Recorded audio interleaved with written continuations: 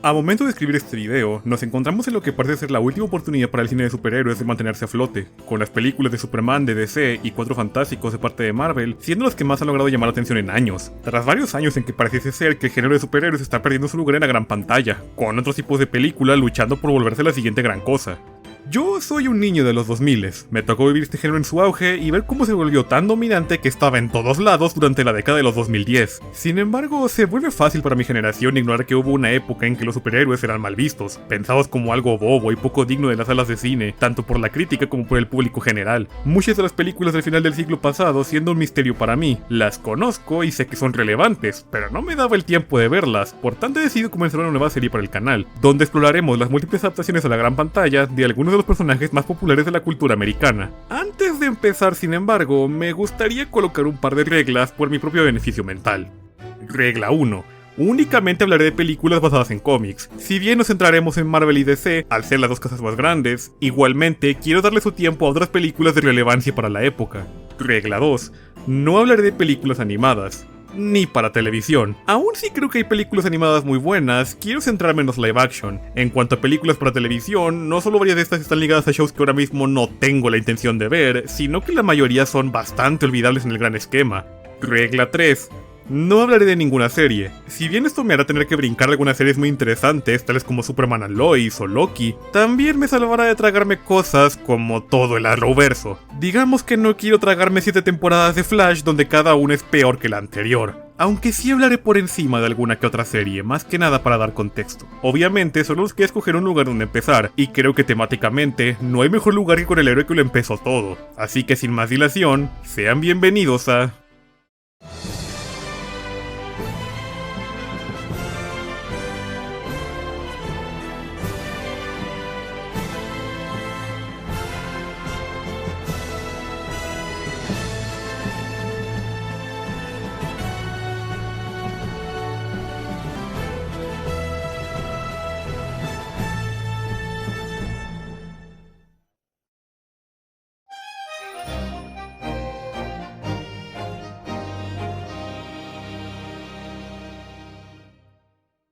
Nuestra historia comienza en los años 70. Previo a esta década, los intentos por traer superhéroes a la gran pantalla eran vistos como algo realmente ridículo. Los cómics estaban en una etapa de cambio. Bajo la atenta mirada de la Asociación del Código de Cómics, habíamos tenido más de una década con cómics que no buscaban ser más que entretenimiento pasajero. La década de los 60 viendo el inicio de un cambio a estos estigmas, con el nacimiento de héroes como Spider-Man o los Cuatro Fantásticos, pero también el inicio de una completa reinvención para personajes ya conocidos. Uno de ellos, por supuesto, era Superman.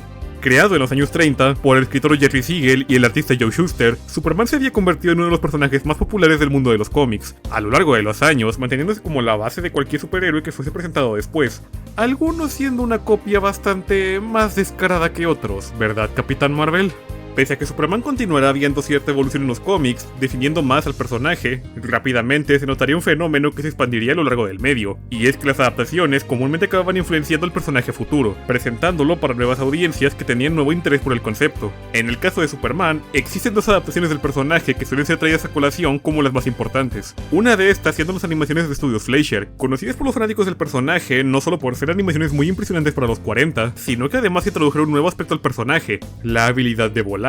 Previo a esta serie, el personaje únicamente podía saltar increíblemente alto. Sin embargo, dado que era mucho más sencillo animarlo volando, este poder se volvería un sinónimo del personaje, pasando a ser parte de su set de habilidades en los cómics y por tanto influenciando cualquier futura adaptación. Hablando de esto, la segunda adaptación importante se trataría de seriales en blanco y negro, que fueron los primeros en adaptar al personaje a live action. A finales de los 40 veríamos el primer serial, donde un Superman interpretado por Kirk Alyn era convertido en animación cada vez que su vuelo era necesario. Efecto usado dado que no podían hacer creíble que el personaje volara únicamente usando cables, los cuales además eran demasiado visibles a la hora de grabar. Sin embargo, llegado a los 50s, seriales protagonizados por George Reeves nos brindarían por primera vez un Superman live action que te intentaba vender la idea de que el actor podía volar. Al inicio esto lo logrado usando cables, cosa que si bien en ocasiones podías verlos, podían dar buenos resultados. Sin embargo, tras un accidente del actor se cambió de táctica, colocando al actor en una mesa que podían manipular para moverlo ligeramente, aunque incluso este efecto podría ser visto si prestabas atención. Estas adaptaciones del personaje ayudaron muchísimo a cimentar a Superman como un icono de la cultura estadounidense, cosa que eventualmente lo volvería tan reconocible que llamaría la atención de ciertos productores para llevar a cabo una película.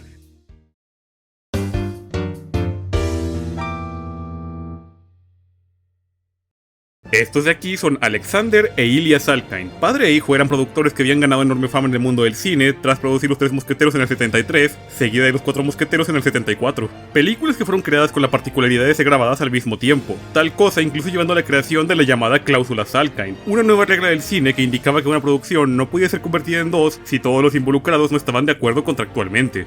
Ilya Salkind se encontraba buscando inspiración para volver a repetir el éxito logrado con Los Tres Mosqueteros, inspiración que le llegaría finalmente durante un viaje a Francia en el que vería promocionales para una película, El Hijo del Zorro, cosa que le hizo pensar en buscar un personaje de semejante importancia para la cultura americana al cual llevar a la gran pantalla, eventualmente echando el ojo al Hombre de Acero. Las conversaciones para obtener los derechos del personaje, sin embargo, rápidamente se tornaron complicadas. Warner Bros., quienes ya para ese entonces eran dueños de National Periodical Publications, compañía que eventualmente se convertiría en DC Comics, no parecían tener ningún interés real por la película, considerando que era una apuesta no solo arriesgada, sino que consideraban que estaba condenada al fracaso. Las razones en realidad eran bastante sencillas. Aún si había quienes recordaban con cariño aquellas viejas adaptaciones del personaje, la opinión popular hacia los héroes había cambiado bastante desde entonces, ganándose una reputación como personajes demasiado infantiles gracias a producciones como la serie de Batman de Adam West. Pese a todo, los Salkind no se rindieron, eventualmente llegando a un trato en el que ellos mismos se encargarían de producir la película, financiándola ellos mismos con Warner únicamente publicándola, algo que aseguraba a Warner no perder dinero con el proyecto. Así, con luz verde, únicamente quedaba formar el staff que trabajaría en la película, un staff que estaría lleno de nombres que suenan imposibles de creer juntos.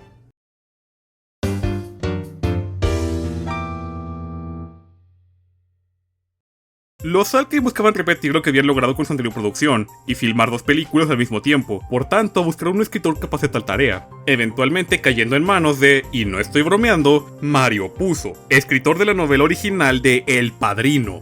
Resulta ser que Puzo era todo un fan del personaje, leyendo Action Comics cuando era más joven. Sin embargo, el guión que había entregado era exageradamente largo, con más de 500 páginas, por tanto gente fue traída para reescribir el guión hecho por Puzo en una versión más digerible.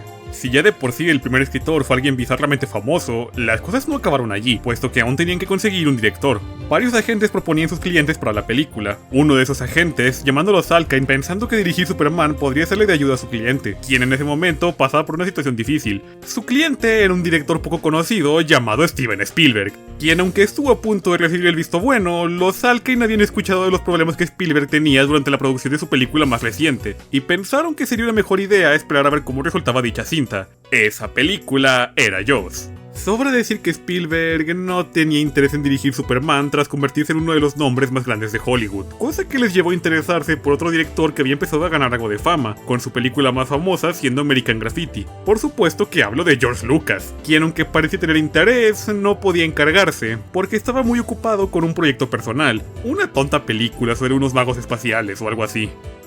Otros nombres como Francis Ford Coppola o Guy Hamilton se hicieron notar, pero eventualmente el rol de director caería en manos de Richard Donner, alguien prácticamente desconocido para la época, pero que su trabajo en The Omen habría logrado convencer a los Salkind de darle el trabajo, el cual Donner gustosamente aceptó. Con un guión y director decididos, solamente faltaba un cast, el cual probaría ser un trabajo igual, si no es que más duro que conseguir un director, siendo que solo para el rol principal de Superman tuvimos, entre otros, nombres como Clint Eastwood, Al Pacino, Arnold Schwarzenegger, Sylvester Stallone y Muhammad Ali, todos ya sea rechazando el papel o no convenciendo a los productores. Eventualmente, la idea de contratar a un actor famoso para el papel de Superman fue dejada de lado, en su lugar, optando por contratar a un famoso para algún rol secundario de la película. Uno de dichos roles sería el de Jor-El, padre de Superman, rol que acabaría siendo esencial para la película, puesto que conseguirían no solo un actor famoso, sino una auténtica leyenda del cine, Marlon Brando, quien se volvería uno de los mayores puntos para vender la película, incluso atrayendo a otra estrella del momento, Gene Hackman, quien acabaría en el papel del Lex Luthor. Sin embargo, esto aún dejaba el papel principal sin llenar. Sin mayor remedio, y queriendo empezar filmaciones tan rápido como fuese posible, se decidió llevar a cabo un casting, permitiendo que incluso completos desconocidos para la industria intentasen conseguir el papel, y es gracias a este casting que finalmente conseguirían a su Superman.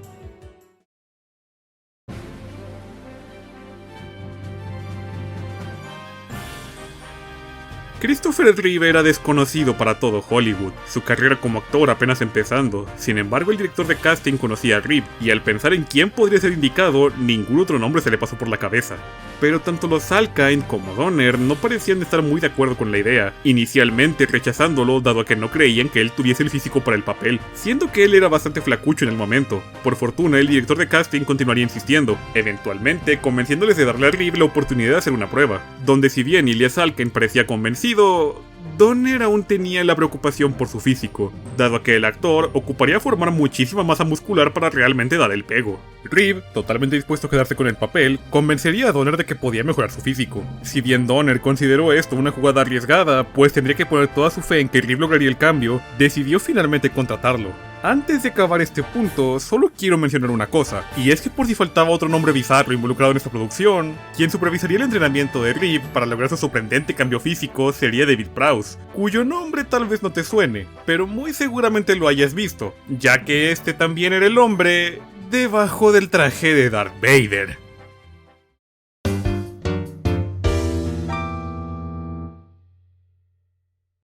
Con todo cast, producción y director listos, la hora de grabar había empezado.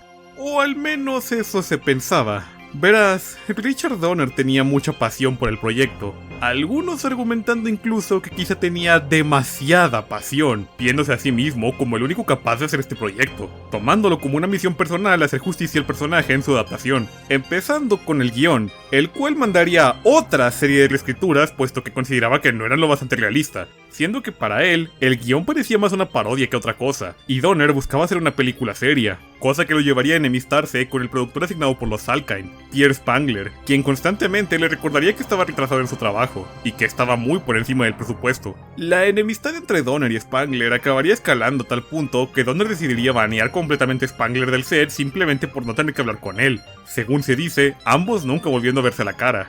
En su lugar, siendo comunicados por un intermediario, un amigo de Donner y compañero director, Richard Lester, quien aceptó supervisar a Donner con la condición de que los Salkind le pagaran dinero que le debían por su anterior obra. Por lo menos Lester le dio más libertades a Donner y únicamente se aparecía en el set cuando fuese necesario. Sin embargo, los problemas no acabaron ahí. Cuando llegó el momento de filmar, se comenzó con las escenas de Krypton en que Jor-El enviaría a su hijo a la Tierra, y es aquí donde Donner se toparía con las excentricidades de Marlon Brando, famosamente un actor con el que era complicado trabajar. Con el tiempo se volvió bastante claro de que Brando únicamente estaba aquí para recibir dinero, no solo mencionando que ni siquiera había leído el guión, porque en sus propias palabras, si la película apestaba, no voy a querer hacerla, sino que además daba sus propias ideas sobre cómo cambiar la película. Una de dichas ideas siendo, y no, esta no es ninguna broma, que Jor-El no se veía como un humano, sino como un bagel que habla, argumentando que no podíamos saber cómo se veía alguien en Krypton y que perfectamente se podrían ver como una forma no humanoide y que él podría solo darle la voz. Pese a que aparentemente estuvo a punto de convencer a los Salkind, Donner lo hizo entrar en razón y con ello tenemos un Jor-El que sí se ve como Jor-El. Pero el mayor problema de todos llegó cuando fue momento de grabar una de las partes más importantes de la cinta: hacer volar a Superman.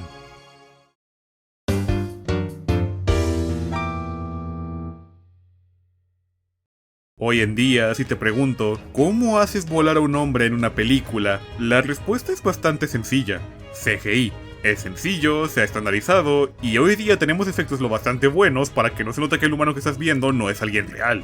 Sin embargo, nos encontramos aquí ante un momento muy importante de la historia del cine, puesto que tras ver las ideas iniciales de cómo lograr el vuelo, usando los mismos trucos de los seriales de los 50s, Donner decidió que no quería nada semejante. Quería encontrar un modo de hacer que el vuelo se viese creíble. La tarea no fue en absoluto sencilla, pues para esta película se inventaron muchísimos trucos de cámara que revolucionaron los efectos especiales en el cine, tales como el invento de Zoran Perisic, usando una técnica conocida como el efecto Soptic, un proceso a través del cual el actor era colocado frente a una pantalla reflectiva en la que se proyectaría una imagen, la cual la pantalla reflejaba de vuelta hacia la cámara. Sin embargo, para hacer volar a Superman, Zoran inventaría un sistema de cámara y proyector que se podían mover. Además, el lente tanto de la cámara como del proyector podían hacer zoom a placer, logrando así el efecto deseado en que Reeve podía estar reposando tranquilamente mientras la contrapción se movía alrededor suyo, dando el efecto de que estaba volando libremente a través de una imagen. Otras técnicas incluyeron el uso de grúas con cableado para las escenas grabadas fuera de un estudio, así como una especie de motor colocado debajo de la capa, constantemente moviéndola ayudado de un ventilador frente a Rip,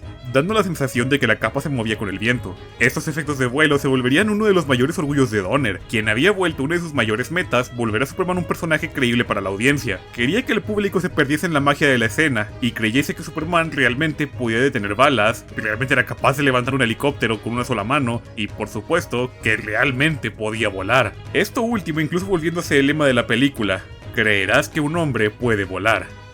Sin embargo, no todo era color de rosa en la producción. Claro, Donner tenía una visión y lucharía con uñas y dientes por lograrla. Sin embargo, se encontraba en constante peligro a la hora de dirigir el proyecto. Anteriormente había mencionado cómo los productores de la película, la familia Salkind, habían enviado a Richard Lester a supervisar el proyecto, algo que se volvía muy evidente para los involucrados, que era una amenaza directa contra Donner, quien podría ser despedido y reemplazado en cualquier momento, cosa que los Salkind estarían muy tentados a hacer, dado los problemas que para ellos Donner causaba. Si bien Donner apuntaba a la excelencia, los Salkind meramente querían un producto bueno, constantemente respirando en su cuello sobre cómo la película había pasado el presupuesto que, por cierto, nunca se molestaron en decirle a Donner cuánto era, y además tenían algo de molestia sobre cómo el proyecto se había retrasado mucho de su fecha de estreno proyectada. Añádele a todo esto que Donner no estaba dirigiendo solo una película, puesto que Superman 2 estaba filmando al mismo tiempo. Rumbo al final de la producción, se decidió pausar Superman 2 con tal de terminar la primera película, la cual finalmente tendría una fecha de salida para diciembre del 78. Pero por supuesto que los problemas no podían acabar ahí. Resulta ser que los Salkind, temiendo que Warner Bros. Y Donner tuvieran la intención de robarles la película, no les permitieron tener una copia para realizar una proyección de prueba. Por tanto, Donner tendría que esperar con nervios hasta el día de la premiere de la película, donde estarían presentes múltiples figuras importantes, ya que la película sería proyectada para un evento de caridad. Entre dichas figuras se encontrarían Jerry Siegel y Joe Shuster, los creadores de Superman, de quienes Donner sentía que su validación era muy importante. Sin haber visto el resultado final, Donner miró la película temiendo malos resultados. Pero todo el mundo la amó.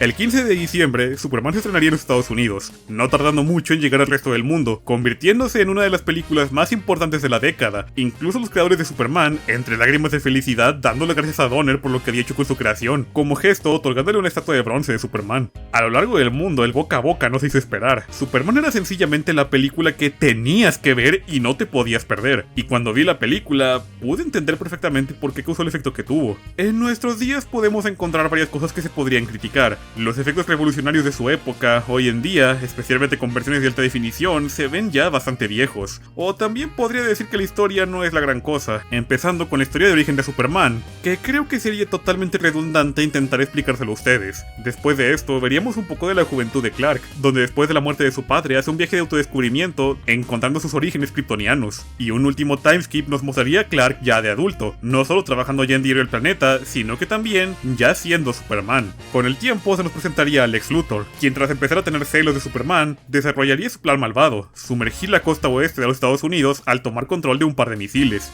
Si bien la historia puede pecar de sencilla, me parece que es una historia bastante servicible, especialmente siendo que es una película de los 70s. Además, sabiendo toda la historia de producción que hay detrás, no puedo más que mirar con asombro todo lo que lograron. Las escenas de vuelo en ocasiones haciéndome olvidar que estaba viendo una película vieja, por la simple belleza con la que son llevadas a cabo, con ángulos de cámara increíbles para la tecnología que se tenía en aquel entonces, con el mayor highlight siendo la tan icónica escena en que Superman y Lois vuelan juntos. Y no solo los efectos de vuelo son sorprendentes, en realidad si me preguntas a mí, mis escenas favoritas de la película serían al inicio, donde nos presentan a Krypton, las visuales representándolo como un planeta helado, y los kryptonianos vestidos con esas túnicas brillantes que les dan una apariencia divina, volviéndolos tan icónicas que serían constantemente referenciadas. Para mucha gente, volviéndose a la versión estándar en la que piensan al imaginarse el lugar, que aunque se le podría describir como helado y desolado, no puedo evitar encontrar belleza en el vacío, especialmente por los ángulos de cámara utilizados, volviendo para mí las escenas en Krypton las que mejor han envejecido de toda la cinta.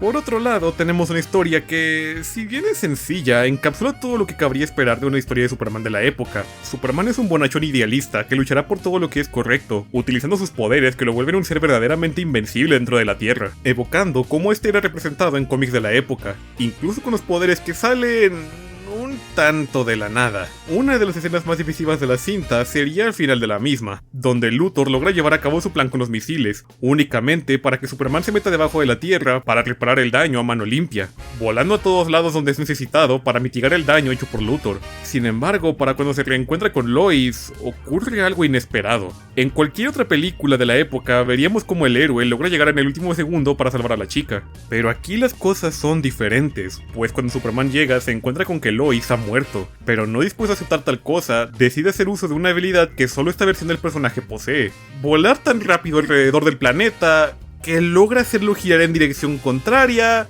regresando atrás en el tiempo para salvar a Lois antes de su muerte. Este momento suele ser criticado por multitud de motivos. Niega el impacto de la muerte de Lois, no tiene ninguna lógica y además vuelve a Superman alguien demasiado poderoso, pues en teoría podría hacer esto cuando le plazca. Sin embargo, en mi opinión, el momento no es ni de lejos tan insultante como algunos lo quieren hacer ver. No solo los efectos durante la escena son increíbles, sino que además ya le habían hecho foreshadowing al inicio de la película, con Jor-El diciéndole que no debe meterse con la línea temporal. Por tanto, sí, esta película tomó la molestia de establecer que esta versión de Superman es capaz de viajar en el tiempo si se le hincha el huevo.